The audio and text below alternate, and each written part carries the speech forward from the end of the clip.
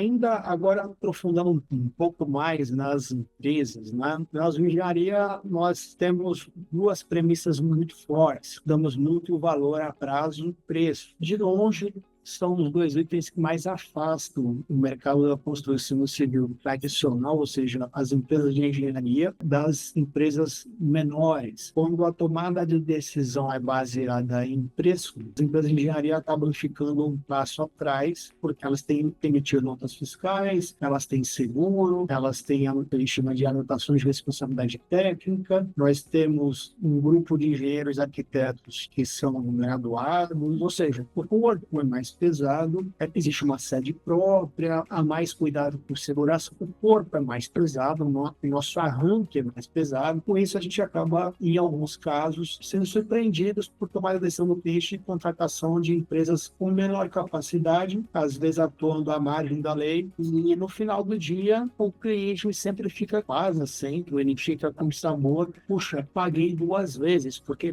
comprei mal, recebi muito adicional, tive que contratar uma outra empresa para terminar o serviço, enfim. Então, a questão de preço aqui e de prazo, elas depõem contra as empresas de engenharia. Porque o cliente já vem machucado de experiências anteriores. Eu não conheço quase ninguém no Brasil que não tem uma experiência onde na construção ele foi surpreendido por atrasos, problemas de prazo ou problemas de preço. Que esses são os principais pilares das engenharias, onde a gente ataca mais, é onde a gente tenta acertar mais, é onde a gente mira e entender um pouco por que é visto isso de um brasileiro que já deve ter passado por isso aqui ao chegar no mercado europeu ou no mercado da América do Norte. Olha, aqui é interessante porque eu tive algumas experiências, né, que em um escritório o preço e o budget não era um problema.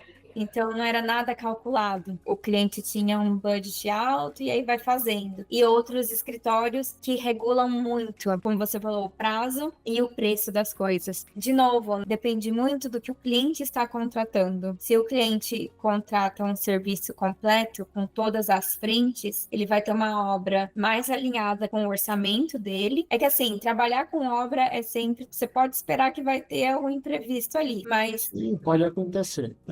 A minha dúvida é de como que esse imprevisto é tratado, né? Eu tenho comigo que as empresas, digamos, mais têm a engenharia no coração, empresas mais sérias, né?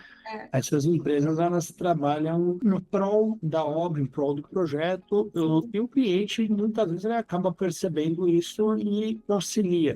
Aí, no mercado europeu, existem esses fatores surpresa, e como eles são tratados? Existem vários fatores surpresa, só que aqui, por exemplo, em um projeto, no momento que inclusive, que eu estou trabalhando, esse cliente, ele contratou o projeto, o pacote completo com todas as frentes, e dentro delas, como eu falei, tem o construtor, que o construtor é a obrigação, né, do construtor de passar um report toda semana. Então, a cada 2 semanas, a gente faz uma reunião e uma visita à obra para ver o desenvolver da obra e analisar o quanto à frente a gente está, ou quanto para trás a gente está, o que a gente pode fazer para trazer esse tempo de entrega mais curto, se está atrasado ou não, o que a gente pode fazer para pegar, né, o passe das coisas e entregar a obra no momento quando o cliente estava esperando realmente. E dentro do orçamento, que aí vem uma outra frente, que tem, aqui eles chamam de quantity survey, que seria a pessoa que faz ali todos os cálculos da obra, o quanto vai investir em piso, o quanto vai investir nos materiais, tem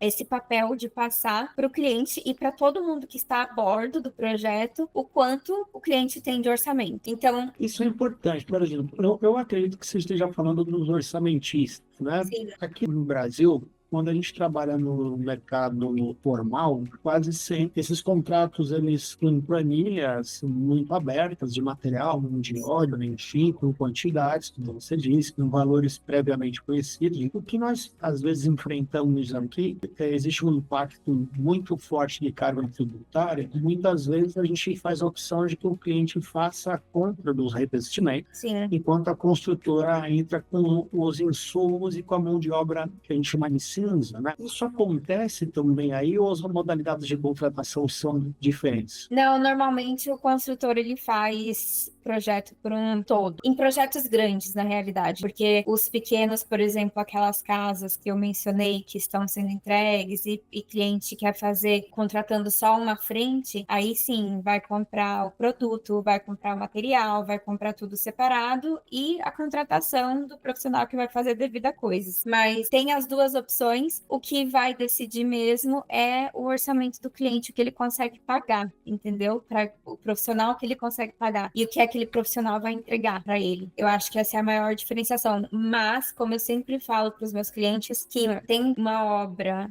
e um projeto onde todo mundo sabe o seu papel já, economiza muito lá na frente.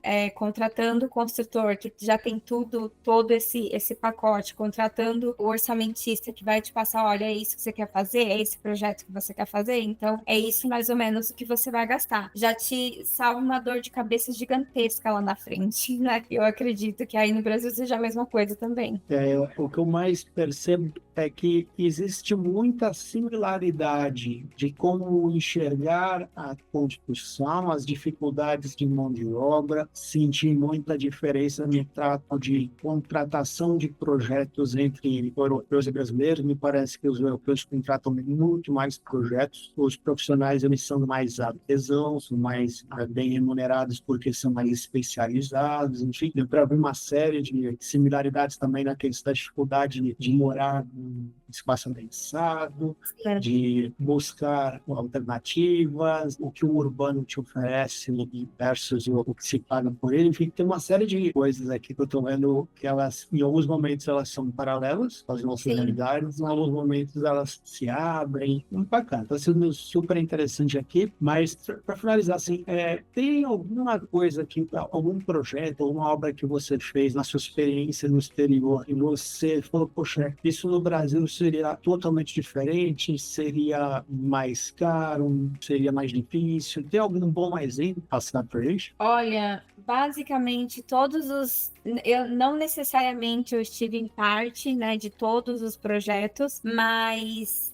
estava envolvida ali no escritório também, mas eu vejo que o escritório que eu estou atualmente, ela é conhecida provavelmente mundialmente, não é à toa, e qualquer projeto dela no Brasil vai ser um absurdo de caro, porque já é um absurdo de caro aqui, mas é uma coisa completamente fora da caixa. É completamente diferente do que a cultura brasileira está acostumada. Eu já dei uma palestra para o Senac e eu comentei isso com esses alunos que estão muito novos, saindo ali da escola, dos estudos, e uma das minhas dicas e uma das minhas recomendações para esses alunos foi olhar para o mercado fora do Brasil. Olha para o mercado fora do Brasil. Olha para a Austrália. O mercado da Austrália super bem desenvolvido em questão conceitual, em questão arquitetônica, em questão de interiores. Tem projetos maravilhosos, impecáveis e completamente fora da caixa. Olha para os projetos daqui da Irlanda, os projetos da Itália, dos Estados Unidos, o que alguns americanos em específico estão fazendo pelo mundo, porque abre muito a cabeça, abre muito a mente do que é possível fazer. Que você não precisa só fazer um projeto com ripado e com planta caindo do teto, que é basicamente como eu descrevo um projeto brasileiro. Ainda mais depois que eu vim para cá e eu vi toda essa imensidão de criatividade. A gente olha para isso, para essa indústria como uma criação, como uma arte. Quando você vê a diferença, você consegue assim facilmente falar esse projeto é brasileiro, porque tem muitas características que os profissionais ficam muito enraizados naquilo. E interiores e arquitetura não é só o que a gente conhece hoje no Brasil. Tem muito mais, em que eu sempre falo e o que eu falei já para alunos, olhem para profissionais fora do Brasil. E tem muita coisa legal que a gente conseguiria trazer para o Brasil, que seria sensacional, sensacional. Bacana. Olha, foi muito bom poder conversar, começando essa série agora de brasileiros pelo mundo. Bruno. Essa troca de experiências foi excelente, passou muito rápido aqui. Sim. Queria te agradecer de novo por essa oportunidade. Eu gostaria muito que essa mensagem que você passou agora, ela chegasse principalmente para a turma de novos profissionais Sim. do mercado nacional, que existem outras formas de enxergar a profissão. Aham. E para finalizar, queria, além de te agradecer, queria saber se você quer deixar um recado aqui para a gente. E de antemão, e mais uma vez, agradeço muito o seu tempo. Não, eu que agradeço pelo convite, pela disponibilidade também e visibilidade. Eu acho muito legal. Esse é um assunto que eu adoro compartilhar, tanto que eu já fiz cursos, já dei palestras e é sempre um prazer falar para outros profissionais, para pessoas jovens que estão vindo com toda essa novidade para o mercado, para se aventurarem não só baseado no que a gente conhece, mas para se aventurar no desconhecido, que é aí que a criatividade ela flui. E eu adoro compartilhar toda a minha experiência, o que eu venho aprendendo, o que eu já aprendi, o que eu já passei. Isso para mim sempre foi um privilégio poder ajudar outros profissionais, porque eu acredito que se cada um ajudar um pouco um ao outro, a gente chega longe em todos os sentidos. Tem mercado para todo mundo, tem gosto para todo mundo, e quanto mais a gente se une, mais a gente cresce no mercado e crescer com um propósito muito maior de fazer o nosso mercado ser valorizado, porque é um trabalho duro, o nosso trabalho é constante e tem muita dedicação, e eu acho que também tem muito talento. Tem que ter muito talento para fazer o que a gente faz. Então, que seja valorizado.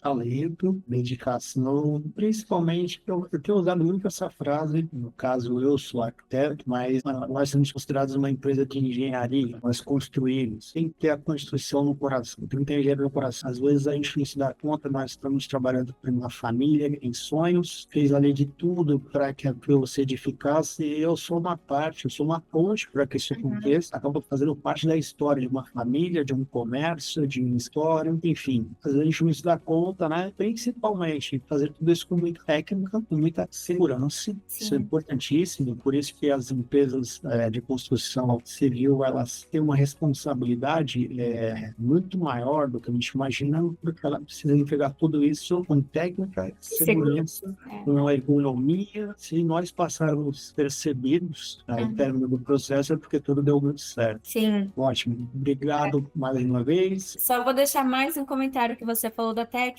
e realmente a criatividade sem a técnica, ela é só um sonho, mas a criatividade com técnica, ela vira realidade. Então a técnica, ela é muito necessária, o conhecimento técnico é muito necessário. Thaís, obrigado. A engenharia, ela está maior depois desse bate-papo. Poxa, que bom.